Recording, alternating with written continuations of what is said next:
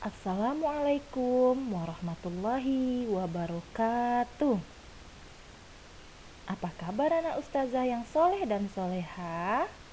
Ustazah berharap Ananda semua selalu diberi kesehatan oleh Allah dan selalu berada dalam lindungan Allah Subhanahu wa Ta'ala.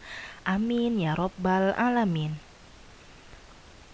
Baiklah anak ustazah, pada pertemuan kali ini kita akan membahas tema 4, sehat itu penting, subtema 3, cara memelihara kesehatan organ peredaran darah manusia, pembelajaran 5 dan 6, bersama Ustazah Ayu.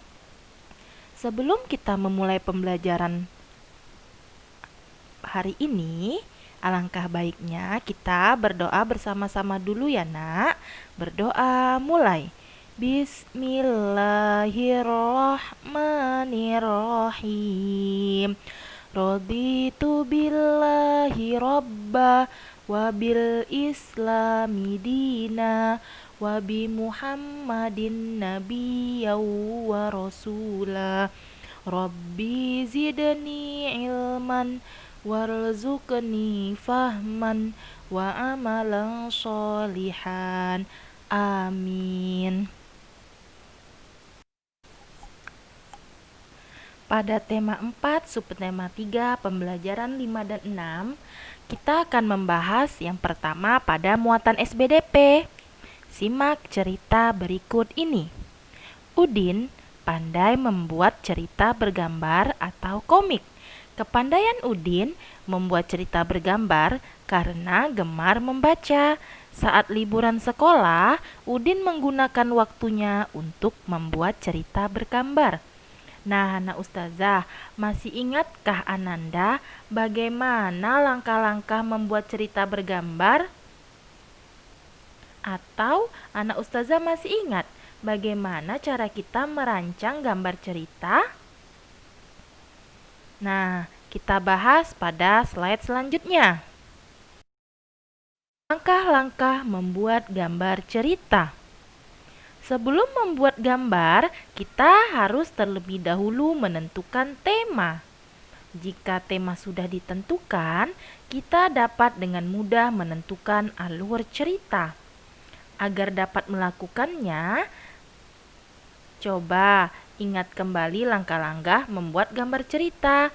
Nah, di sini ada langkah-langkah gambar cerita. Ada 4, yaitu 1. Menentukan tema cerita yang akan kita gambar. Yang kedua, mempelajari karakter tokoh yang ada pada cerita. Yang ketiga, mempelajari alur cerita. Dan yang keempat, menggambar sesuai alur cerita. Selain itu, kita dapat membuat cerita tentang kegiatan sehari-hari atau pengalaman kita yang menarik. Sebelum membuat gambar, kita perlu menyiapkan alat-alat, yaitu seperti kertas, pensil untuk membuat sketsa, dan alat mewarnai. Adapun alat mewarnainya, kita dapat menggunakan pensil warna, krayon, spidol, dan cat air. Nah, berikut ini contoh membuat gambar cerita. Kita tentukan temanya dulu ya nak. Temanya adalah si pitung gemar silat. Kemudian setelah kita tentukan tema, kita tentukan karakter tokoh atau sifat tokoh. Bagaimana sifat si pitung? Baik dan jagoan atau pemberani. Yang ketiga, mempelajari alur cerita. Dan yang keempat, menggambar sesuai alur cerita yang telah dibuat. Nah, alur cerita ini disebut juga dengan jalan cerita.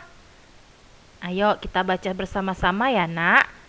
Contoh gambar cerita di bawah ini. Si pitung rajin mengaji dan silat. Si pitung gemar berlatih silat bersama teman-temannya. Si pitung mengeluarkan jurus silatnya untuk melawan company.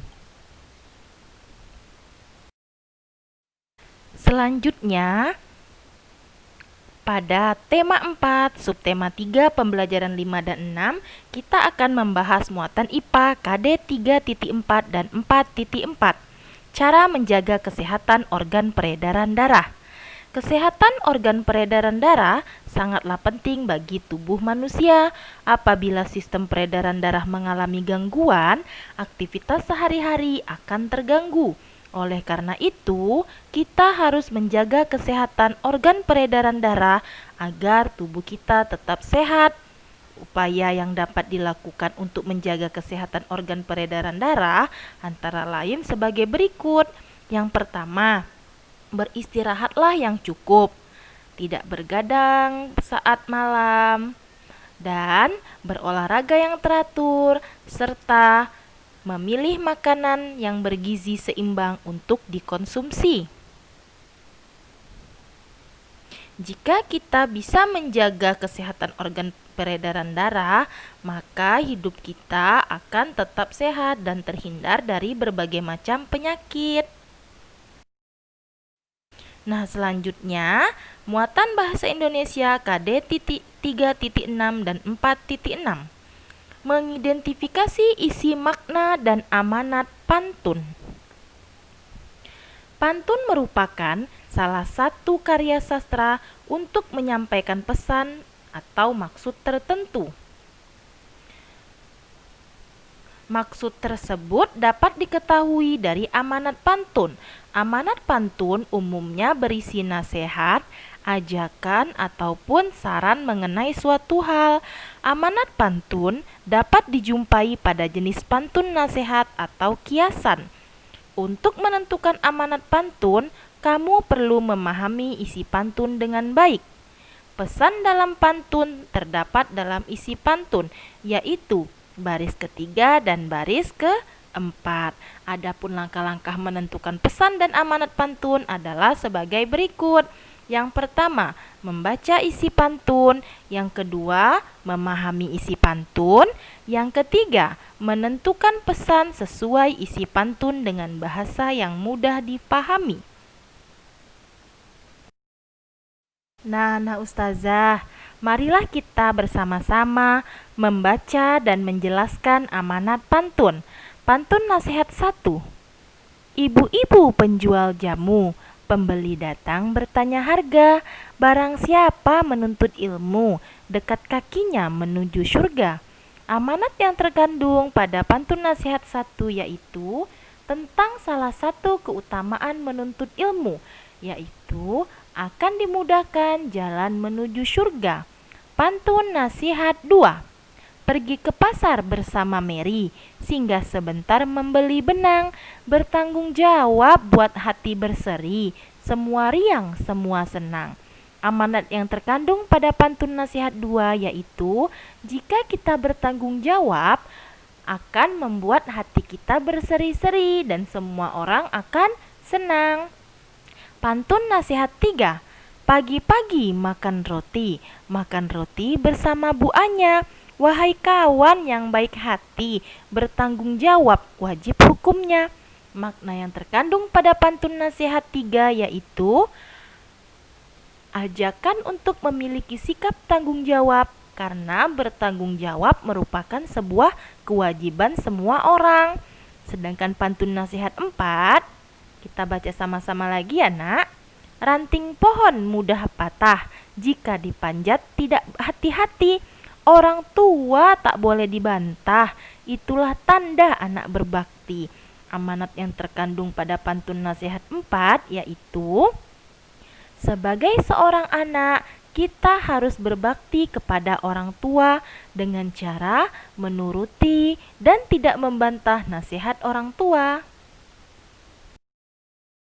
Selanjutnya, muatan PPKN KD 3.2 dan 4.2. Akibat tidak adanya penerapan tanggung jawab dalam masyarakat. Setiap warga masyarakat memiliki tanggung jawab sesuai dengan perannya. Jika tanggung jawab tersebut tidak dilaksanakan dengan baik, akan dapat menimbulkan masalah. Sebagai contoh, lingkungan yang bersih dan sehat adalah hak seluruh warga. Oleh karena itu, warga bertanggung jawab menjaga kebersihan dan keindahan lingkungan. Namun, masih ada warga yang tidak bertanggung jawab terhadap kebersihan lingkungan. Perilaku tersebut dapat menimbulkan merugikan warga sekitar. Salah satu sikap tidak bertanggung jawab adalah membuang sampah sembarangan. Sampah yang berserakan membuat lingkungan kotor dan dapat menyebabkan banjir. Lingkungan yang kotor dapat menjadi sumber penyakit, sedangkan banjir dapat merusak lingkungan dan menimbulkan kerugian. Ya, contoh lainnya, jika warga tidak melaksanakan tanggung jawab dalam kegiatan siskamling, lingkungan menjadi tidak aman sehingga keamanan warga terganggu.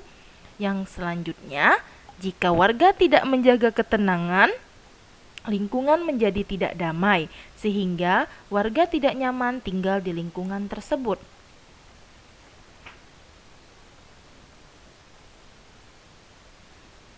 Akibat lain yang disebabkan oleh sikap warga jika warga tersebut tidak bertanggung jawab adalah tercemarnya udara. Misalnya, jika warga membakar tumpukan sampah, pembakaran sampah di sekitar pemukiman dapat mengganggu kenyamanan warga. Pembakaran sampah menghasilkan asap kotor yang mencemari udara sekitar sehingga kualitas udara bersih berkurang atau otomatis udara di lingkungan tersebut tidak sehat atau sudah tercemar. Nah, Ustazah, sampai di sini dulu ya pertemuan pada tema 4, subtema 3, pembelajaran 5 dan 6. Ustazah berharap Ananda semua tetap semangat belajar di rumah dan melaksanakan sholat 5 waktu serta mengaji, serta tetap menjaga kebersihan diri dan kebersihan lingkungan. Ustazah akhiri dengan mengucapkan wassalamualaikum warahmatullahi wabarakatuh.